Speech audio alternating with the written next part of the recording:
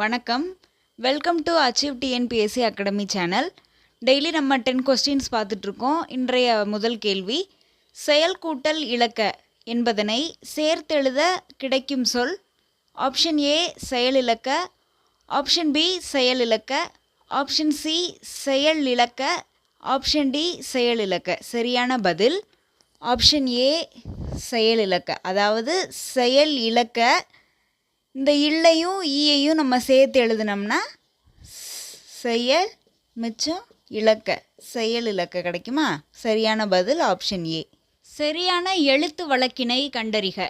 Option A தேங்காய் உளுந்து மண்டை உடைந்தது, ஆப்ஷன் பி தேங்காய் விழுந்து மண்டை உடைந்தது, ஆப்ஷன் சி தேங்காய் விழுந்து மண்டை உடைந்தது, ஆப்ஷன் டி தேங்காய் விழுந்து மண்டை உடைஞ்சது. சரியான பதில் ஆப்ஷன் சி தேங்காய் விழுந்து மண்டை உடைந்தது.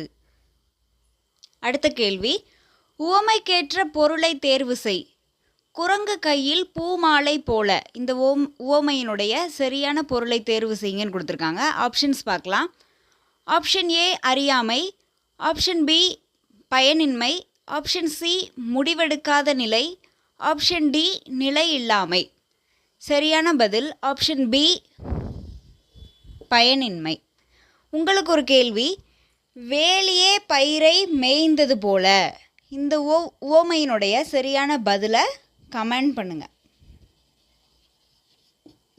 வேலியே பயிரை மேய்ந்தது போல. அடுத்த கேள்வி, ஆங்கில சொல்லுக்கு நேரான தமிழ் சொல்லை தருக.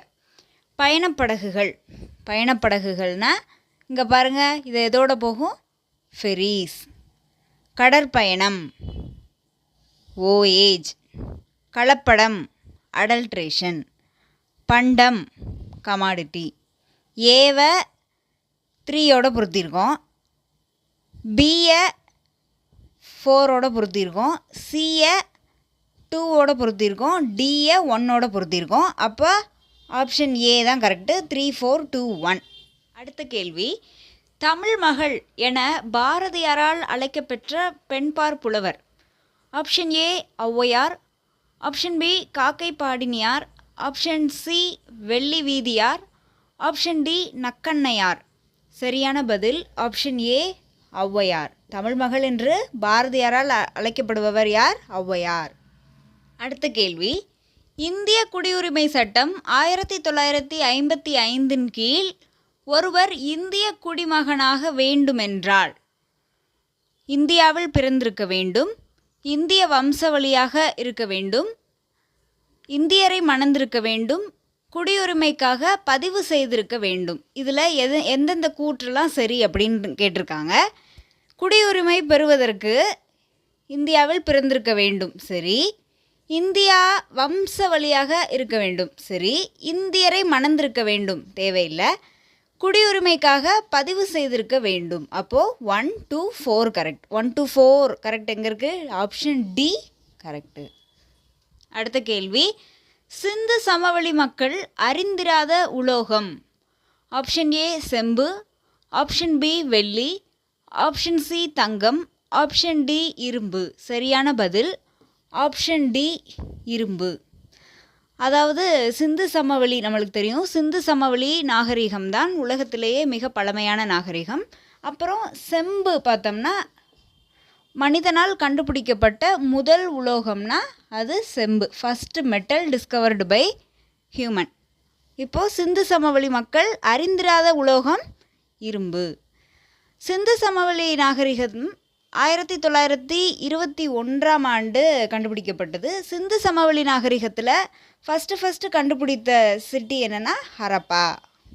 ஹரப்பான்னு சொல்லக்கூடிய நகரம் தான் சிந்து சமவெளி நாகரிகத்தில் முதல்ல கண்டுபிடிக்கப்பட்ட நகரம். ஒரு நபரின் மாத வருமானம் ரூபாய் 8500. அவரது வருமானம் 30% அதிகரித்தால் அவரது புதிய வருமானம் என்ன? இந்த சம நம்ம சால்வ் பண்ணி பார்த்துடலாம். அதாவது அவருடைய வருமானம் எவ்வளோன்னு போட்டிருக்காங்க? ரூபாய் 8500. 30% அவருடைய வருமானம் உயருது. அப்போ அவருடைய புதிய வருமானம் என்னன்னு கண்டுபிடிங்க, அதான் கேள்வி. இப்போது 30% உயர்ந்தனால அவருக்கு புதிய சம்பளம். அப்போது இந்த 8500ல் முதல்ல 30% என்ன அப்படின்னு நம்ம வந்து முதல்ல கண்டுபிடிக்கணும். 0 0 கேன்சல் பண்ணிடலாமா? 85 30 மல்டிபிள் பண்ணி பாருங்கள்.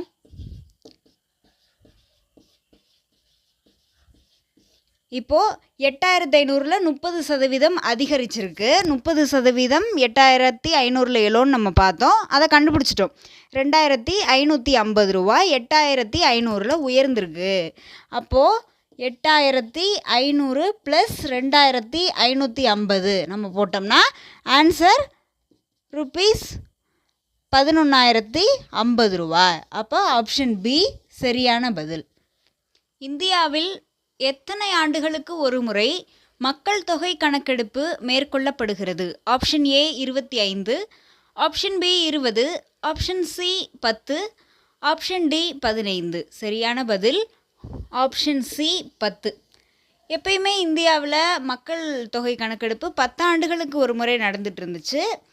இடையில கொரோனா பெருந்தொற்று பரவல் காரணமாக அந்த சைக்கிள் வந்து டிஸ்டர்ப் ஆயிடுச்சு. ஃபஸ்ட்டு இந்தியாவில் மக்கள் தொகை கணக்கெடுப்பு எந்த ஆண்டுலேருந்து எடுக்க ஸ்டார்ட் பண்ணாங்கன்னா 1872ஆம் ஆண்டுலேருந்து பாப்புலேஷன் கால்குலேஷன் எடுக்க ஸ்டார்ட் பண்ணாங்க. லாஸ்ட்டு 2011ல் எடுத்திருக்காங்க.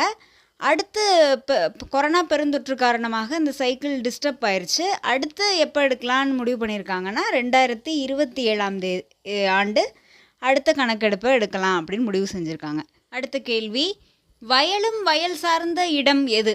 ஆப்ஷன் ஏ குறிஞ்சி, ஆப்ஷன் பி முல்லை, ஆப்ஷன் சி மருதம், ஆப்ஷன் டி நெய்தல். சரியான பதில் ஆப்ஷன் சி மருதம். வயல் வயல் சார்ந்த பகுதினா மருதம். குறிஞ்சினா மலையும் மலை சார்ந்த பகுதி. முல்லைனா காடு காடு சார்ந்த பகுதி. மருதம் நம்ம பார்த்தோம் வயல் வயல் சார்ந்த பகுதி. நெய்தல் கடல் கடல் சார்ந்த பகுதி. ஓகேவா? இந்த வீடியோ பிடிச்சிருந்தா லைக் பண்ணுங்கள், ஷேர் பண்ணுங்கள். வீடியோவை சப்ஸ்கிரைப் பண்ணாமல் பார்க்குறவங்க சப்ஸ்கிரைப் பண்ணுங்கள். நன்றி, வணக்கம்.